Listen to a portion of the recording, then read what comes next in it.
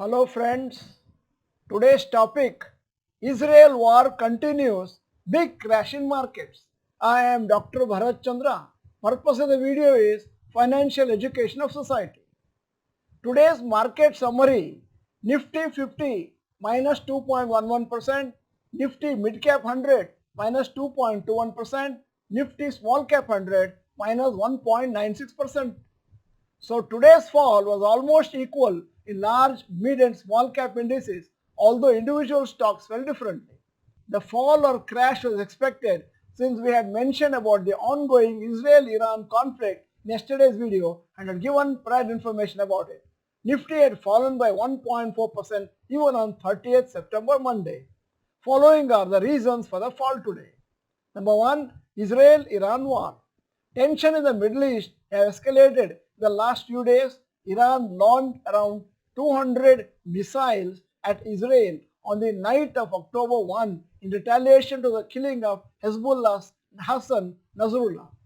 Israel has vowed to retaliate for these attacks on its territory. However, Iran has said that it will launch a bigger attack if Israel retaliates again.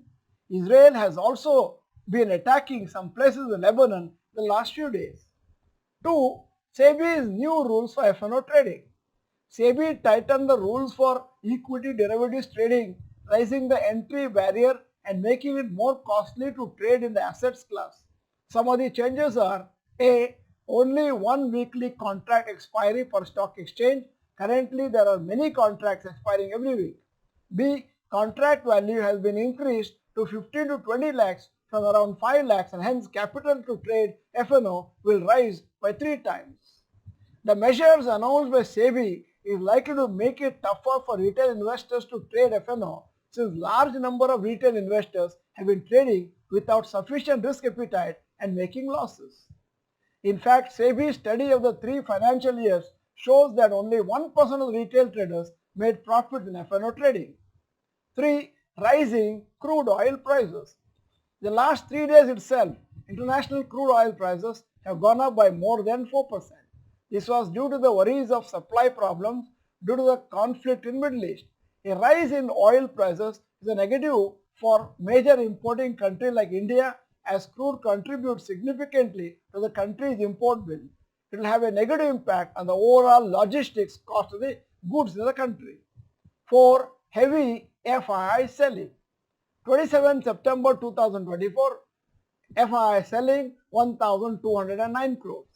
30th September 2024, minus 9,792 crores. 1st October 2024, minus 5,579 crores. In spite of DII's buying, FII selling has been significant and hence markets are falling. Today also, FIIs might have sold heavily. Analysts were talking about a support for Nifty at around 25,500 or so. However, it has been broken easily today and has fallen to 25,250 level. The next major psychological support could be 25,000 mark.